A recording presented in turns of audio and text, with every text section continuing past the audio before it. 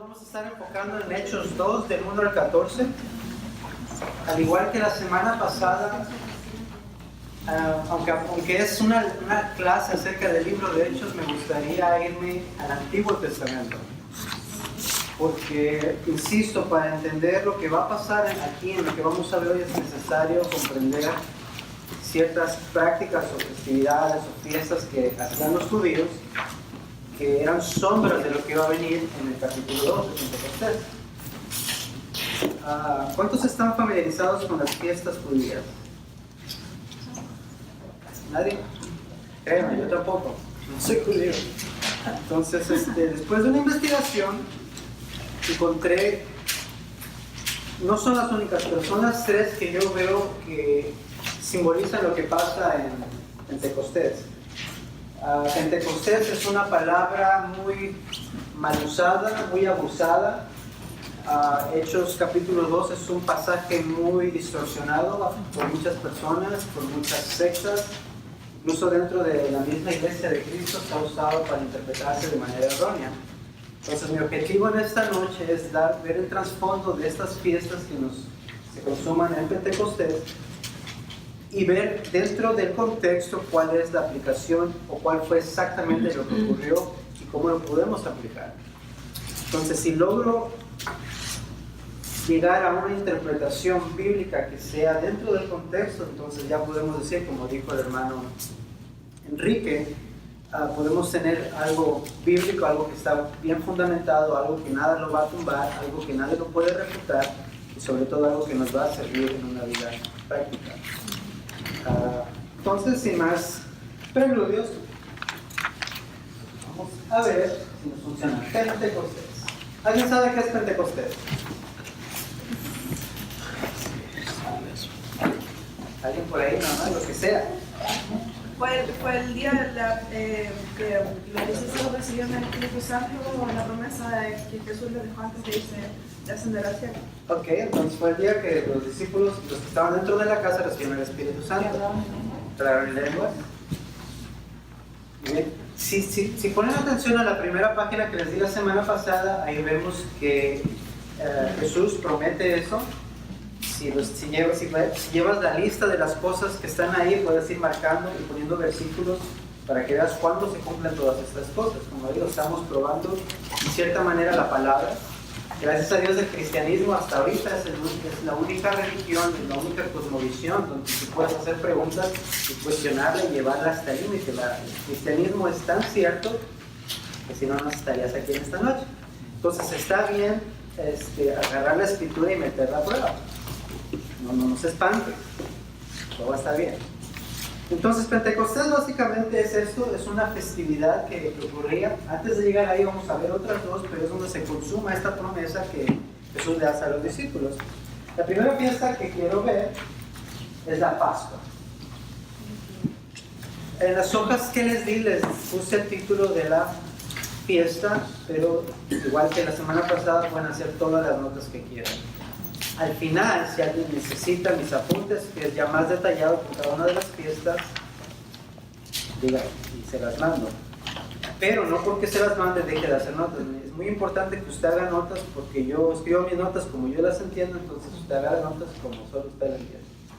¿Ok? Entonces, la Pascua comienza en el mes de más o menos marzo-abril. En el mes judío es Nisan, con doble S. Y entonces es el primero de los tres que quiero abordar en esta noche. El primero es el de la Pascua, el segundo es el de las primicias y el tercero es el de la fiesta de las semanas. La fiesta de la Pascua, ¿cómo se le explica de manera más bonita? Dura aproximadamente 7 días, 8 días para los que están fuera de Israel o de Jerusalén. Y la Pascua se deriva de la palabra Pesach o Pesach, depende de la pronunciación, y viene de la raíz pasar. ¿Alguien recuerda algo que tiene que ver con los judíos cuando alguien pasó encima de sus casas? ¿Alguien recuerda esa historia en la Biblia?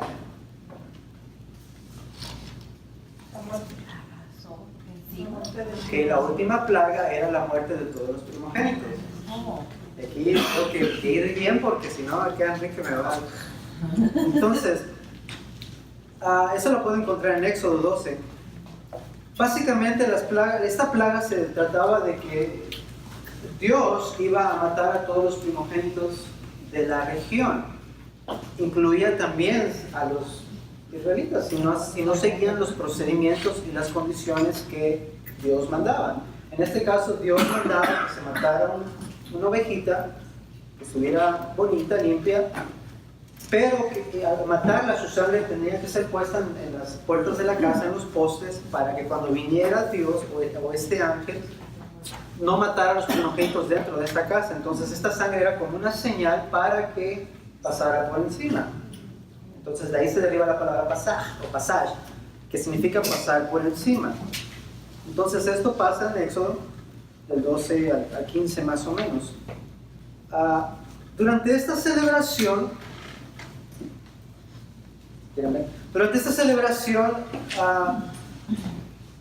la gente cocinaba panes, pero los hacía sin levadura. Durante esta celebración la gente no podía consumir panes con levadura. Esto quiere decir que la manera de cocinarlo es tan rápido, es más o menos 18 minutos que se toma, no le da tiempo al pan de esponjarse, y así básicamente lo sacan y así se lo comían. No podían usar la levadura. Más adelantito vamos a ver qué significa todo eso, pero ponga atención a todas las cosas que vamos a ver aquí. Entonces, no se consumía pan con levadura, y eso nos manda la pronunciación hametz, que es este pancito sin levadura. A los judíos no solamente se les prohibía comer pan con levadura durante la Pascua, sino que tampoco podían poseer ningún tipo de beneficio de esta. No podían tener algo con levadura, venderlo y tener de esas ganancias. No podían ni siquiera mantener los utensilios que usaron antes de cocinar el pan, porque ya estaban contaminados. Tenían que deshacerse de todo lo que estuvo en contacto con algún pan con levadura. Entonces eso se practica todavía el día de hoy. Entonces el producto de comida, más bien la semilla o lo que se hacía el pan en este tiempo, en esta fiesta, era la cebada. La cebada la hacían en un pancito y obviamente, como vimos, no tenía esa levadura. Este pancito sin levadura se llama matzah. Entonces aquí vemos el pan con levadura es hametz y el pan sin levadura es el metzah. Esto, dice Simón, ¿qué tiene que ver esto? Bueno, cuando los egipcios toman sus cosas después de esta última plaga y salen de Egipto, la tradición de ellos cuenta que salieron tan rápido que no les dio tiempo de cocinar el pan. Entonces fue tan rápido la cosa que no dio tiempo de esponjarse, entonces por eso se quedó así, sin levadura. Lo digo yo, esto lo dicen los judíos. Pues básicamente esta es la fiesta de la Pascua. ¿Alguna pregunta con esto? ¿Se les puso el nombre por qué? Porque se fueron tan rápido que no... No, el hecho de cocinarlo así era como recordar que salieron tan rápido de Egipto que no les dio tiempo de cocinarlo así. Claro, de acuerdo a las tradiciones judías. Pero en sí la levadura es un ingrediente que omitían del pan. O sea, sí era un ingrediente que se omitía, por eso se llama sin levadura. Sí, bueno, aquí me estoy refiriendo al proceso en ese tiempo cuando salieron, como lo cocinaron tan rápido, no le dio tiempo de... O sea, estaban haciendo como una comparación de cómo salieron. Excelente pregunta. Entonces, la fiesta de las primicias, esta es la otra que quiero decir. La Pascua no era el único festival que se hacía durante este tiempo. Existía la fiesta de las primicias y después seguía la fiesta de las semanas, que es la que vamos a ver hoy en el capítulo 2, que es la fiesta de Pentecostés. Entonces, la fiesta de las primicias ocurría el día después del sábado durante la fiesta de Pascua. Si vamos al tiempo de hoy, ¿cuándo celebramos la Pascua? Sería el viernes. ¿Correcto? Passover viernes. Entonces, si esta fiesta se celebra el día después del sábado, ¿cuándo sería? El domingo. Entonces, esta fiesta se celebra, la fiesta de las primicias se celebra el domingo, donde juntaban su pancito, que es lo que mencioné hace rato, la cebada, y lo llevaban para presentarlo delante de Dios. Nadie podía comer.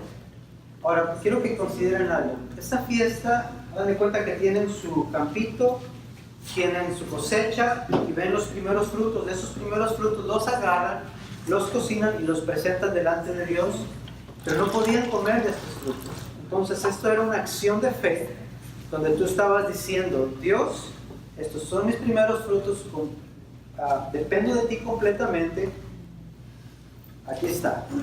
Entonces esta era una confianza tremenda que los judíos tenían para Dios, porque sacaban esos primeros frutos, no podían consumirlos y su dependencia era total en Dios.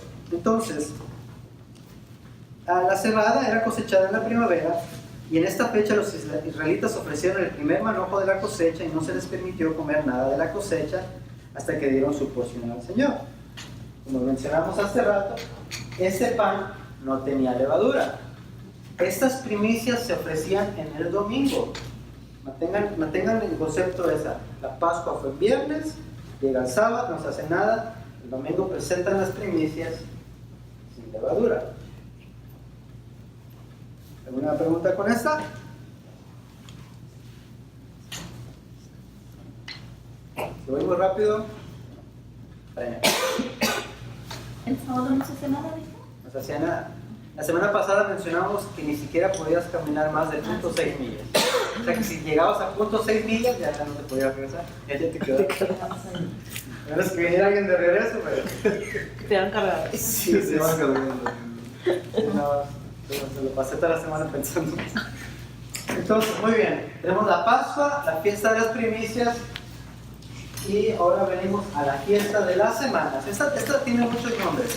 Puede ser fiesta de las semanas, puede ser fiesta de la cosecha, o puede ser el día de los primeros frutos.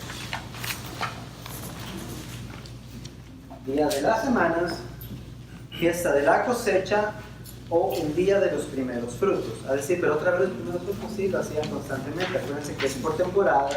Después de tanto tiempo, de todo lo que nacía tendrían que ofrecer sus primeros frutos. Entonces, agrícolamente, esto conmemora el tiempo cuando los primeros frutos fueron cosechados y traídos al templo. Esto es conocido como Aja Pitzinu. No lo escriba, fiesta de las primicias. Entonces, históricamente, esto conmemora la entrega de la Torá en el monte Sinaí, y también se le conoce como, los judíos lo conocen como el Hag Matan Torah Neitu, o sea que es la entrega de la Torá. Durante este periodo, que es la fiesta de las semanas, es un momento de gran expectativa, porque al llegar este domingo, después de la Pascua, la cuenta regresiva comienza. A partir de ese domingo que mencionamos en las primeras primicias sin levadura, comienza un periodo de 49 días o 7 semanas. Y esta fiesta se celebraba al final de esas 7 semanas. ¿Cuánto es 7 por 7? 49. Entonces, ¿en qué día se celebraba? En 50. ¿Qué dijimos la semana pasada que significa Pentecostés? Claro. Todos tienen un punto. Entonces, no, ya me grabaron, ¿no? Entonces sí, se lo voy a tener que ver. Entonces, esta fiesta cae en el día 50, y el recuento recuerda la importante conexión entre la Pascua y la fiesta de las primicias. Durante la Pascua, físicamente de la esclavitud a los judíos se celebraba en esta fiesta de la Pascua, pero la entrega de la Torá en Shavuot los redimió espiritualmente de su esclavitud a la idolatría y a la inmoralidad. Entonces, tenemos el viernes, que es la Pascua, que están celebrando ahí, donde básicamente esta sangre del cordero los protege de la muerte. Viene este domingo, entregan las primicias, empieza la cuenta regresiva, en el día 50 celebran la fiesta de las semanas. Tenemos de la Torá, Pentecostés 50 en griego, y el pan en esta fiesta tenía levadura.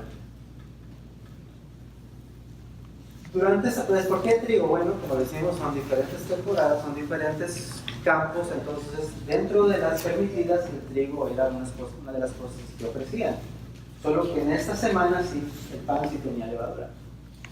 No era no eran las espigas individuales, era todo el conjunto cocinado en una barrita de pan. Eso es muy significativo en lo que vamos a ver en cuanto a Pentecostés.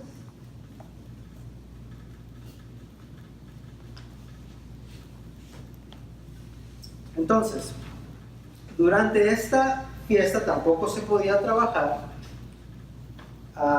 Dicen los judíos que era costumbre quedarse toda la primera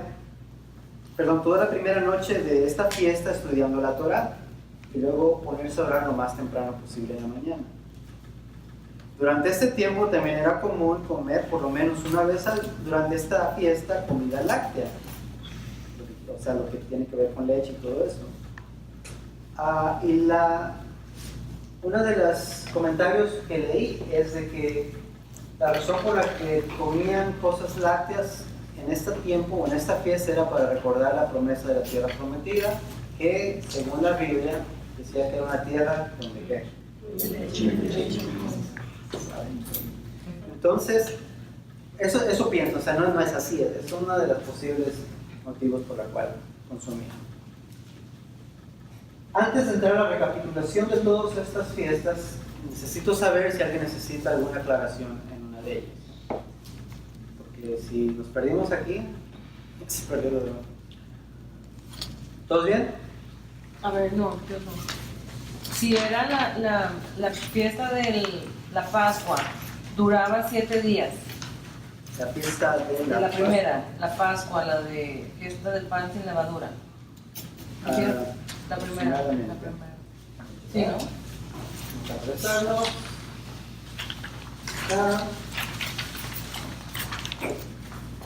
Una pregunta, ahora sí me agarraste. No, cuando dije de los 7 días me refería a las 7 semanas. ¿Es lo que estás confundiendo? No duraba 7 días, de 8. 7 a 8 días. Oh, ok. Con los que eran de fuera de Israel. Sí. Ok, se acababa esa, se descansaba un día y luego seguía la otra. ¿Sí? Porque acuérdate que los sábados nadie hacía nada. Ajá, Entonces sí. el viernes, que es la Pascua, ese calendario está muy raro, no te lo podía explicar, tendría que meterme en otras cosas, pero básicamente estamos tomando de referencia la Pascua como el viernes, que es lo que básicamente se celebra. El sábado no pasa nada, porque es el día del Señor. El domingo se celebran las primicias sin levadura, que en este caso era la cebada. Y eso duraba un día. No, esa era como el inicio de otra temporada. Oh, ok. Sí. Entonces, pero de ahí se empezaban a contar los 49 días, hasta el día 50 entraban a la Eso fiesta. no lo entendí. Ok. Sí. Desde ahí se empieza para llegar a la última.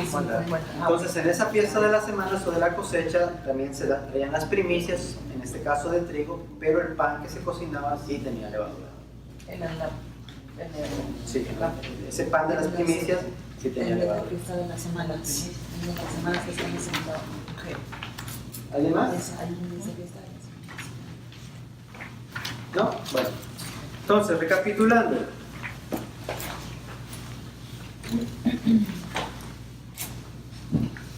Ya me cacharon la primera. Jesús es crucificado ¿cuándo? Durante la Pascua.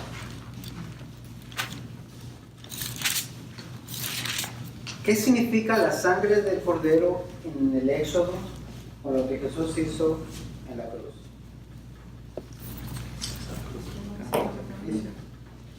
¿Qué es lo que hace su sangre? Pero más importante, nos quita los pecados. ¿Correcto?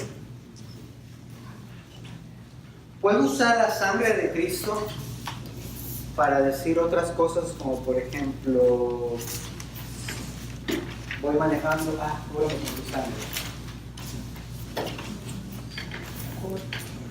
Creo que sí, porque yo lo he hecho. O sea, Si se puede, cogerle más galletas al momento. Así cuando, por ejemplo, mis hijos Carlos Alejandro o Carolina, el Señor, cúralos con tu sangre bendita, poderosa. Pero si la sangre es para perdonar pecados, Sí, pero ellos también, la razón por qué pusieron la sangre sobre la casa, en las casas, era para cubrir el lugar, para que no pasara el ángel de la muerte y los matara. Por eso pusieron. Entonces era una protección sobre ellos. ¿Alguien más? ¿Maestro? Ok, muy bien. Entonces, esa nada más era para ver qué decía. La pobre Carla, yo no me voy a meter ahí.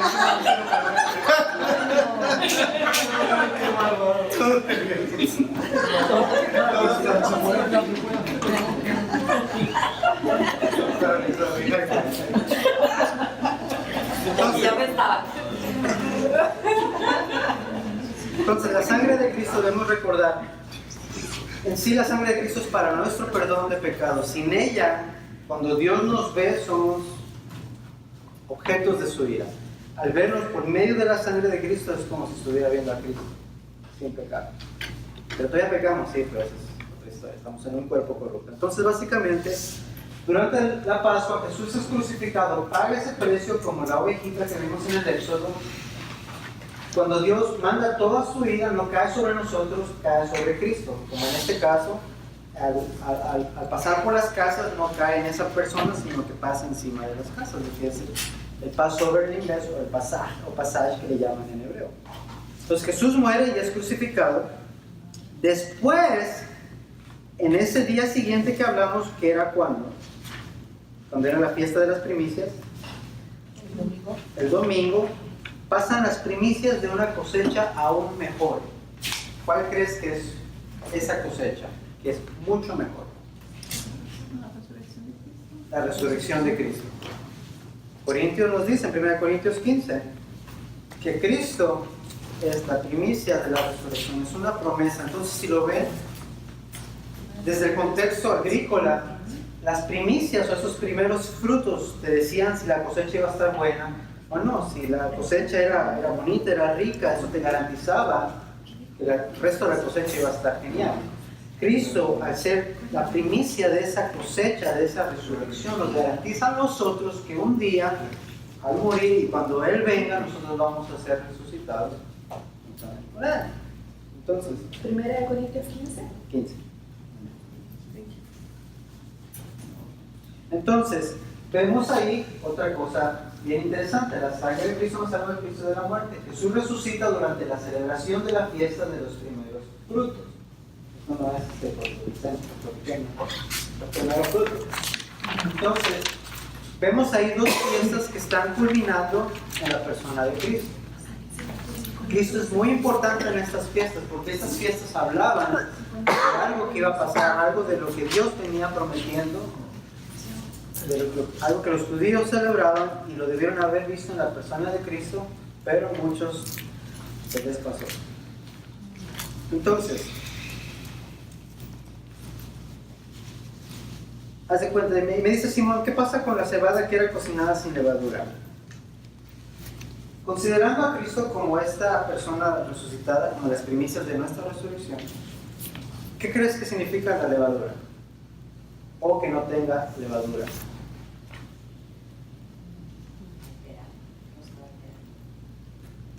Estamos hablando de Cristo. ¿Qué caracteriza a Cristo en su vida como cristiano comparado con otros humanos? Independientemente de si es Dios o no. Sin pecado. La levadura simboliza pecado. Ese pan que era ofrecido, esas primicias no tenían levadura. Cristo es esas primicias de resurrección sin pecado. Entonces, así como las primicias ofrecidas a Dios bajo el antiguo pacto anticiparon la cosecha más completa por venir, la resurrección de Jesús anticipa la resurrección corporal para nosotros, primero prometida bajo el antiguo pacto. Entonces, esto pasa el domingo. 50 días después de esta fiesta llega la fiesta de las semanas o Pentecostés. Esta fue una gran celebración.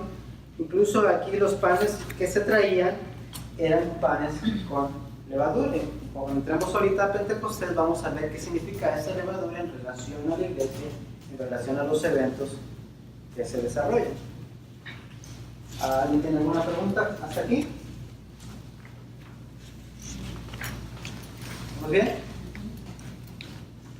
Entonces, Jesús resucita, los primeros frutos. Jesús es los primeros frutos de la resurrección de los santos. Y el pan sin levadura simboliza a Cristo sin pecado. Ahora, el Espíritu Santo va a venir durante la fiesta de las semanas. Y eso vamos a ver qué es lo que pasa. Ahora sí, esa fue la introducción. Vamos a entrar al capítulo 2 de Hechos.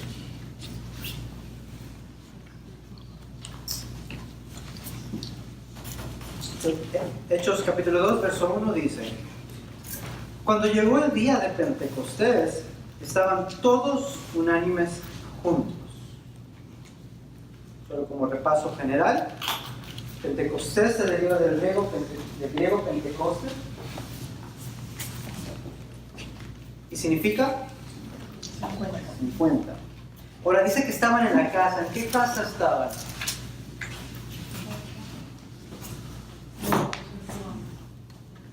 ¿Qué fue? ¿Tenemos evidencia de eso? ¿En qué casa se reunían?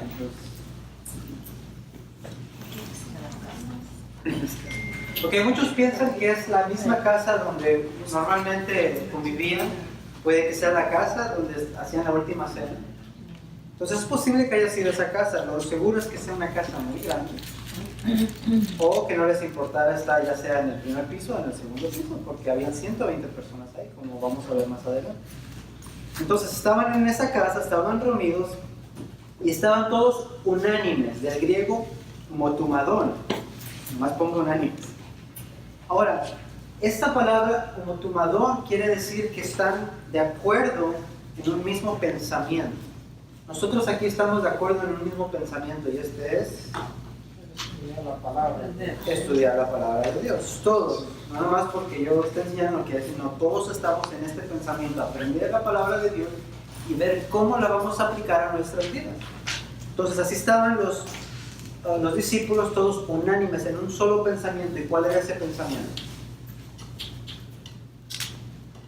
Recibir el Espíritu Santo. Clamando, yo creo yo, al Espíritu Santo, ¿no? Alguien que lea Hechos 1:14. Todos estos perseveraban unánimes en oración y ruego, con las mujeres y con María, la madre de Jesús, y con sus hermanos. Entonces, ¿en qué estaban de acuerdo todos juntos? Oración. Entonces estaban en oración. ¿Qué estaban pidiendo? ¿Por qué estaban orando? Es que no acababa de pasar lo de la aparición. No, aquí ya estamos hablando. Ok, déjame regreso. Jesús muere, resucita. Después de la resurrección, por 40 días les enseña a los discípulos sobre el reino de Dios. Después de esos 40 días es la ascensión de Cristo. Yo calculo que durante esos 10 días, entre este día 40 y el día 50 de esta fiesta, ellos están en esa casa esperando. Entonces están esperando y están todos juntos con algo en mente, que es estar en oración. La pregunta es, ¿qué estaban orando? Si tú estás en esa casa, bajo todo el contexto que está pasando, que Jesús te habló, que iba a venir el Espíritu Santo, pues ten en cuenta, porque estabas triste de que Él se iba a ir, ¿qué estuvieras pidiendo? Estuvieras pidiendo al Padre.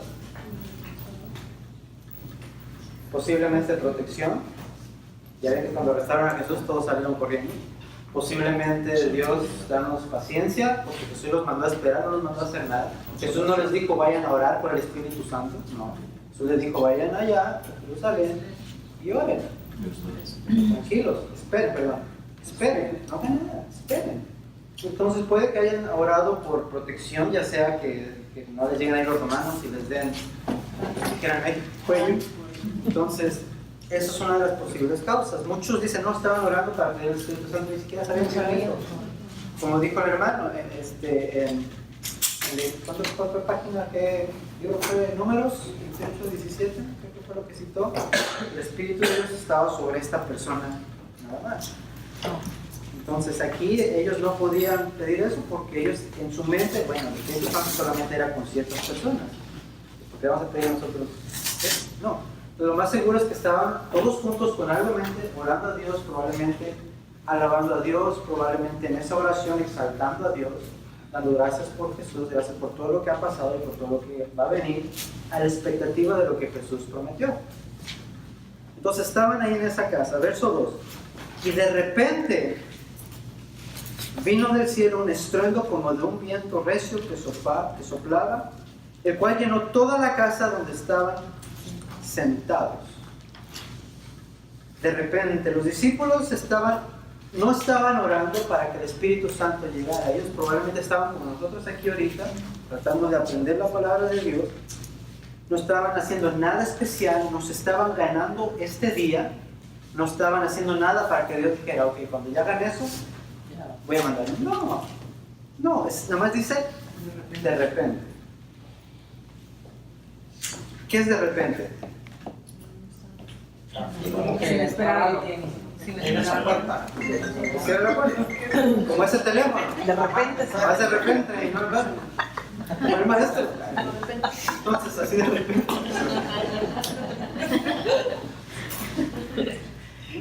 Eso es de repente. Entonces, esto para mí me revienta la cabeza porque ellos no hicieron nada para que Pentecostés pasara. Todo estaba bajo la soberanía de Dios. Dios lo venía ya anticipando, Dios lo venía mostrando. En este día todo este simbolismo va a tener sentido. No dependía de los discípulos, dependía de que ellos, más bien solamente ellos lo que tenían que hacer era esperar. Y ya. Ahorita están esperando a ver que algo así. Entonces, de repente nace algo. ¿Qué nace? ¿Quién? Pues es que no sé qué quieres decir, no está vacío. De repente nace la iglesia. Algo que me puso bien sentimental hace unos días fue cuando fuimos a visitar al grupito de Huntsville. Nada más de repente, de la nada me estaba comentando los hermanos de que empezaron unas cuantas familias. De repente le estaban hablando al pastor Esteban, ¿sabes qué? Llenan la mano porque ya son muchos. Entonces, si tú me preguntas, Simón, ¿cómo se empieza una iglesia? Así se empieza, de repente. Cuando yo quiera, no, cuando Dios quiera. No es que se planea, no es de que tú vas a una página de internet y la anuncias para el otro año. No, la iglesia nace cuando Dios quiere. La iglesia nace cuando Dios quiere y es bajo su guianza, y bajo su dirección y bajo su soberanía. Entonces ahí aplica lo que dice Jesús, las puertas del infierno no prevalecerán. Aquí estamos, gracias Jesús no mintió en eso. Entonces de repente nace la iglesia y así de repente la iglesia va a desaparecer. ¿Cuándo? De repente. ¿Pero cuándo? ¿Cuándo qué? En el día ¿Cuándo regrese quién? Jesús, Ok, sí. ¿Yo cuándo va a terminar? De repente, ¿pero cuándo? Cuando venga, ¿quién? Es Cristo. Entonces, eso solamente lo podemos sacar de la palabra de repente. Ahora dice que vino un viento recio, ¿correcto? No. Veanlo otra vez. Un estruendo recio que soplaba. Un estruendo. ¿Cómo? Como de un. Ok, si hago así, ve. ¿Cómo lo estoy haciendo? ¿Cómo? Es una oveja.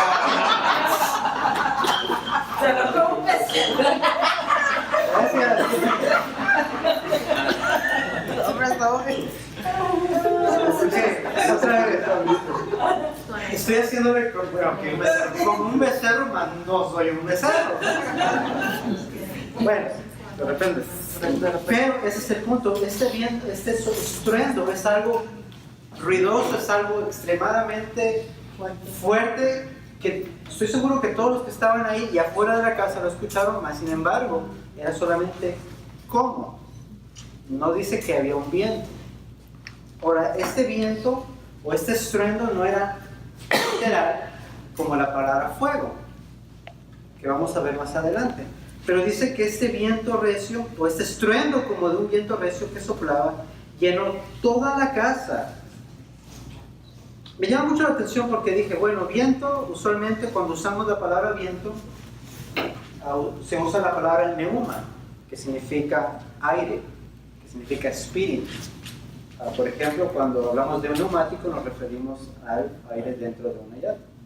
Neumonía es al aire dentro de los pulmones. Entonces, cuando se habla del Espíritu Santo, si estás leyendo o si estás buscando en el griego, vas a encontrar la palabra neuma. Si ves aire, vas a encontrar la palabra neuma. Incluso, bueno, hay otros versículos donde puedes encontrar esa palabra, pero aquí no usa esa palabra, aquí usa la palabra pnoe. Esa palabra me llama mucho la atención porque es la misma palabra que se usa en 2 Timoteo 3:16, donde dice que toda palabra es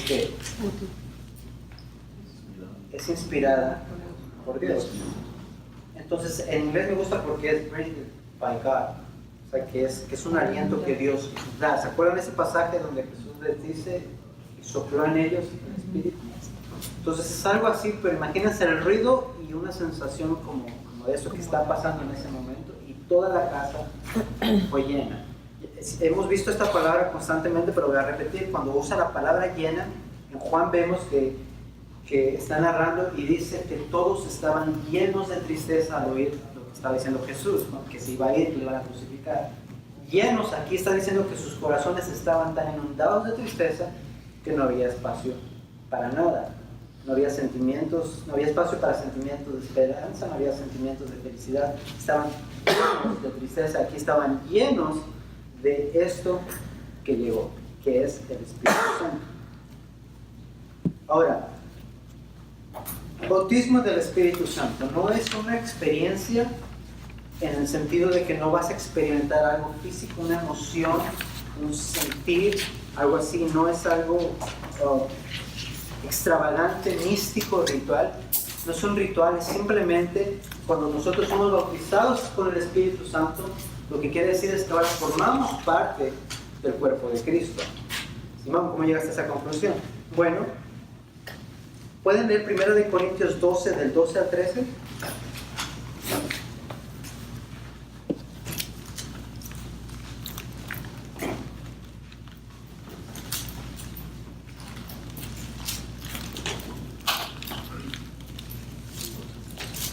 Primera de Corintios 12, del 12 al 13. Dice, porque así como el cuerpo es uno y tiene muchos miembros, pero todos los miembros son del cuerpo, siendo muchos son un solo cuerpo, así también Cristo, porque por un solo espíritu fuimos todos bautizados en un cuerpo, ya sea judíos o griegos, sean esclavos o libres, y a todos se nos dio a beber de un mismo espíritu. Cuando vienes a Cristo, cuando tienes ese encuentro, cuando naces de nuevo y el Espíritu Santo ahora te sella como pertenencia de Dios, venimos a formar parte ¿de qué? De una familia. ¿Y qué somos nosotros aquí? El cuerpo de Cristo. Entonces, al ser bautizados con el Espíritu Santo, dentro de lo que estamos viendo, fuimos a tomar parte del cuerpo de Cristo. Ahora, vamos a la fiesta de las semanas. Les dije que las primicias no las daban en manojos. Manojos eran todas las fibritas de trigo separadas, casi como lo que éramos nosotros antes de Cristo. Dan de cuenta, nosotros somos esas manitas, esos manojos separados. Cuando estamos ahí esperando, vamos a pretender que somos los discípulos. Somos esas manitas de trigo, esos manojos, perdón. Estamos así todos separados. Viene el Espíritu Santo, nos bautiza y ahora todos somos parte, somos una unidad, ya no estamos separados, somos ese pancito con levadura. ¿Por qué tiene levadura? Porque todavía pecamos. Entonces, si van viendo todas las conexiones, Dios ya viene diciendo, esto va a pasar así. Y así fue como pasó. Te voy a dar chance para que disfrute un poco la gente. Entonces, eso para mí se me hace increíble porque Dios ya marcó cómo iban a pasar todas las cosas. Entonces, cuando hablamos del bautismo con el Espíritu Santo, simplemente quiere decir que somos parte de esta unidad, de este cuerpo de Cristo. Cuando hablamos de ser llenos del Espíritu Santo, que es en Hechos 1:8, donde dice, y alguien que lo pueda leer, y recibiréis poder cuando haya venido sobre vosotros el Espíritu Santo, y me seréis testigos en Jerusalén, en toda Judea, en Samaria y hasta lo último de la tierra. Ok, aquí está hablando de un poder, y ese poder es la habilidad de proclamar el Evangelio a todas las personas. Es la habilidad, es tener la valentía, la firmeza, de tener la capacidad de citar el Antiguo Testamento, como lo vamos a ver con Pedro la otra semana, que antes, ¿me amas? Tú sabes que sí. Ahora vemos a un Pedro que ya está bautizado con el Espíritu Santo, que está lleno con el Espíritu Santo y les da un sermón increíble a todas las personas diciéndole: ustedes crucificaron a Cristo. Vemos a Esteban en el capítulo 7 dando una defensa, dándole una clase de maestra a todos los eruditos de ese tiempo acerca del Antiguo Testamento, mostrándole dónde estaba Cristo. Entonces eso es lo que hace ser lleno del Espíritu Santo, una habilidad de proclamar a Cristo, que es lo que pasa precisamente en este tiempo, en lo que está ocurriendo aquí en esto de Pentecostés.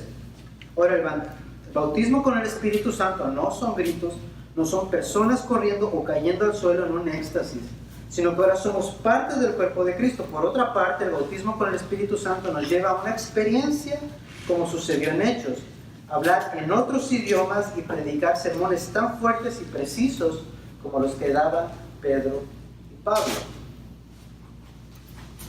Ahora, quiero que chequen esto y pongan atención. Si alguien no tiene el bautismo con el Espíritu Santo, entonces no son parte del cuerpo de Cristo.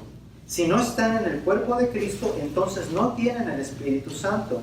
Y si no tienen el Espíritu Santo, ni siquiera son salvos. Entonces todos, cuando venimos a Cristo y nacimos de nuevo, somos sellados, garantizados por el Espíritu Santo. Somos parte del cuerpo de Cristo y Dios nos da todas estas habilidades al Señor del Espíritu Santo para proclamar la única verdad, que es Cristo. En las notas, en la página 1 dice que el Espíritu los guiará a toda verdad. ¿Toda esta verdad quién es? Cristo. Y él dijo: yo soy el camino, la verdad y la vida. Y aparte el Espíritu Santo dice que Él va a exaltar ¿a quién? A Cristo. El bautismo con el Espíritu Santo, como le digo, no son ataques de éxtasis. Personalmente yo me pregunto cómo estos ataques de éxtasis que hay en algunas personas, en algunos lugares, ¿cómo glorifica esto a Cristo? O sea, si vamos a ser consistentes con la Biblia, dejando los prejuicios de lado, mis opiniones personales, ¿cómo lo que yo estoy viendo justifica que es una exaltación de Cristo? Entonces, ¿alguna pregunta en este versículo 2? ¿No? Bueno, verso 3. Y se le aparecieron lenguas repartidas como de fuego, asentándose sobre cada uno de ellos. Estas lenguas como de fuego, no dice de fuego, como de fuego, eran solamente para los que estaban dentro de la casa, los que habían conocido a Cristo. No era para los que estaban afuera. El Espíritu Santo es solo para los creyentes, solo para nosotros. El Espíritu Santo no es para aquellos que no conocen o rechazan la verdad. Entonces, era solamente para los que estaban en la casa. Ahora, como vimos lo del viento, vamos a ver como de fuego. Muchos piensan que es un fuego literal. Ahora,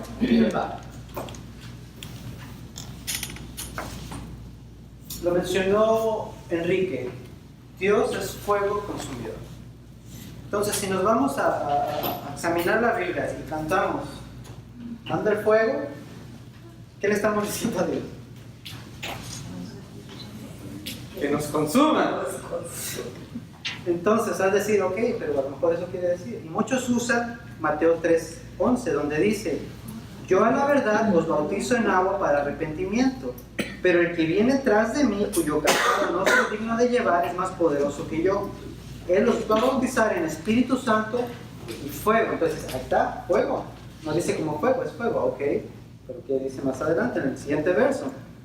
Su aventador está en su mano y él limpiará su era y recogerá su trigo en el granero y quemará la paja en fuego que nunca se apagará. Entonces, fuego, como lo está describiendo Mateo, es un fuego de juicio, no como de fuego como lo presenta Lucas en Hechos. ¿Qué quiere decir fuego, Simón, entonces? Bueno, vámonos al monte Sinaí otra vez. Moisés vio una zarza ardiendo, pero ¿qué le pasaba a esa zarza? Entonces, si fuera fuego literal, estas personas se quemaban. Entonces, fuego no tenemos que ver, no es necesario meterlo en un misticismo, en algo religioso, o que suene más extravagante. No, la palabra de Dios es suficiente, no hay que agregarle nada, hay que leerlo como está. Simplemente dice como fuego, esa señal, esa zarza ardiendo simbolizaba que estaba en ese monte. La presencia de Dios. Entonces aquí vemos que Dios hace un acto extravagante para llamar la atención. Dios viene con un estruendo fuertísimo y aparte, si no lo escucharon, lo puedes ver de manera como fuego sobre cada persona creyente, sobre cada persona de los que creían en Cristo. Entonces, el bautismo de Juan es reemplazado por el bautismo asociado con el que ha de venir, o sea, el Mesías. Entonces, aquellos que se arrepienten y ponen su confianza en Cristo reciben el Espíritu Santo, mientras que los que lo rechazan y no se arrepienten reciben el fuego eterno. El fuego y estruendo en este pasaje se relacionan con la presencia de Dios. Todos escucharon y vieron algo sobrenatural, incluso los que no eran creyentes, dando así testimonio de la presencia de Dios en esa casa. Verso 4. Y fueron todos llenos del Espíritu Santo y comenzaron a hablar en otras lenguas según el Espíritu daba a que hablasen. Vimos, todos fueron llenos del Espíritu Santo los que estaban dentro de esa casa. Estaban llenos, estaban repletos, que no tenían espacio para nada más que el Espíritu Santo. Entonces, ¿qué quiere decir esto que hablaban en otras lenguas?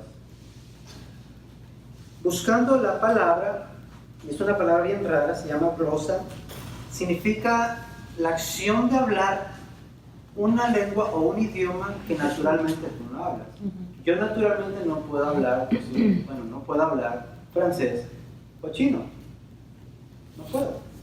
Pero si yo estoy en Pentecostés y el Espíritu Santo viene sobre mí, yo voy a tener esa capacidad de proclamar las maravillas de Dios en ese idioma para que las personas que sí lo hablan entiendan. Esto fue lo que pasó en Pentecostés. No hablaron idiomas que nadie entendía, no hablaron idiomas, no repitieron palabras una y otra vez hasta que saliera algo, no, simplemente glorificaban a Cristo hablando sobre las maravillas de Dios. Entonces estas son las lenguas que vienen aquí. Versos 5 al 8. Moraban entonces en Jerusalén judíos, varones piadosos de todas las naciones bajo el cielo, y hecho este estruendo se juntó la multitud y estaban confusos porque cada uno oía hablar en su propia lengua. Y estaban atónitos y maravillados diciendo, mira, ¿qué no son estos galileos todos los que hablan? ¿Cómo pues le oímos hablar en cada uno nuestra lengua que hemos nacido? Aquí está hablando que venían muchas personas de muchas regiones y posiblemente aquí en este mapa vemos que estaban en Jerusalén y en los siguientes versos vemos todos estos lugares que nos muestran que posiblemente llegaron allí a Jerusalén para ya sea festejar la Pascua o la fiesta de las cosechas, para tener un día ahí y llegaban a Jerusalén. Entonces venían de todas las naciones, lo que quiere decir que el Evangelio ya se estaba empezando a esparcir poco a poco. Entonces, cuando dice que estaban atónitos y maravillados, era de manera como si yo digo, no, ¿cómo van a ser estos galileos, estos nada, saber nuestros idiomas? No pueden ni pagarse una vida decente que van a estar pagando una escuela de idiomas. Entonces, cuando se refiere a estos galileos, es como cuando dice Felipe, ¿acaso algo puede salir bueno de Nazaret? Es como una expresión despectiva acerca de ellos. Ya saben, como Pedro, que todos eran pescadores, eran como dentro de las profesiones lo más bajo. Entonces los miraban así, ¿cómo van a estar hablando esos idiomas? Más aparte, ellos sabían que estaban hablando. Entonces es bien interesante. ¿Qué hablaban dentro de esa casa? Las maravillas de Dios, el Evangelio. Entonces en los versos del 9 al 12 da todos los datos de todas estas regiones. Eso lo pueden ver en el mapa que les proveí. Pero me llama la atención porque dice el verso 12, y estaban todos atónitos y perplejos diciéndose uno al otro, ¿qué quiere decir esto? Las maravillas de Dios simplemente son las grandes cosas o la majestad de Dios, el Evangelio, la venida del Mesías, su muerte, su crucifixión, su sepultura, su resurrección. Atónitos, viendo la definición en el griego, es un éxtasis que era demasiado para sus facultades mentales. Es como cuando a un niño bebé de 3, 2 años le das algo que quiere y se quedan así. ¿Sí les han visto cómo se emocionan? De cuenta si estaban ellos. Era algo que nunca habían visto. Estas personas que no creían estaban tan espantados y maravillados que estaban como en un éxtasis así de, ¿todo eso está pasando? Perplejos. En el griego denota un estado de ansiedad acerca de un evento. Imagínense todos ansiosos y así todos a la vez. Cuando ves algo que te es desconocido pero que es magnífico a la vez, ¿cuál es la tendencia o cuál es tu respuesta hacia algo así? Y posiblemente un poco de temor, ¿no? Porque algo desconocido que nunca habías visto. Entonces, todos estos sentimientos encontrados los llevan a deducir algo. ¿Qué querrá decir este palabrerío? O sea, lo que ellos estaban hablando. Y esto es bien interesante porque esta misma expresión está en Hechos 17, 18, donde Pablo está predicando a los de Atenas. Ellos básicamente no entienden y dicen, bueno, ¿qué es eso que está hablando? Háblanos más. Entonces, eso está bien interesante. Y el último verso, verso 13. Mas otros burlándose decían, están llenos de mosto o de vino nuevo. Burlándose aparece en Hechos 17:32. Perdón, aquí es donde se burlan de la resurrección de Cristo. Entonces, este evento que produjo ansiedad y tal vez miedo los llevó a concluir que todas las personas no estaban en sus 5 sentidos, miraban la evidencia, pero no lo aceptaban y básicamente optaban por deducciones sin sentido. Más adelante, Pedro nos va a decir por qué no estaban borrachos. Entonces, llenos de mosto, básicamente recuerdan la palabra llenos. Imagínense, si alguien estuviera borracho, estuviera lleno de borrachera, ¿cómo serían sus capacidades en ese momento, sus actividades? Bueno, así los estaban describiendo, están tan llenos de mosto que por eso están actuando así. Entonces, en el griego se puede decir como intoxicados. Todo esto está pasando en Pentecostés, todo esto fue profetizado desde Joel.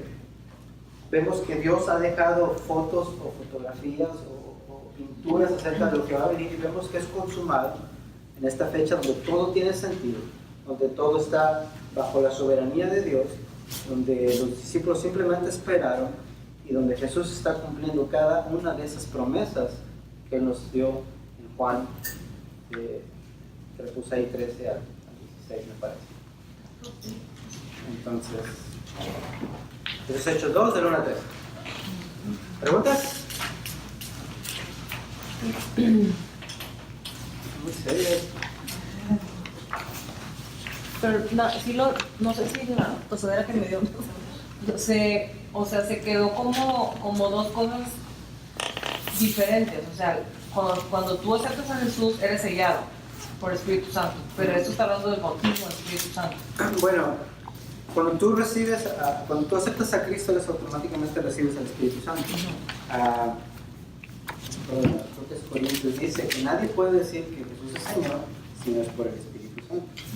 Entonces el Espíritu Santo empieza a obrar en ti, te lleva a reconocer que Jesús es Señor, aceptas a Cristo y automáticamente eres sellado y bautizado por el Espíritu Santo. ¿Bautizado también? Sí.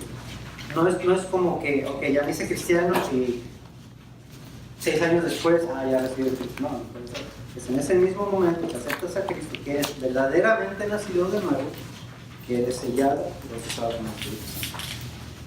Ser llenos del Espíritu Santo es obviamente una constante oración, una constante búsqueda de Dios, de mantener esa relación por medio de las Escrituras y todo eso, que te mantiene lleno. Pablo dice, antes de ser llenos, perdón, no asamblea, que antes de ser llenos del Espíritu. Entonces significa que es algo que como cristianos debemos de hacer constantemente, buscar esa llenura del Espíritu.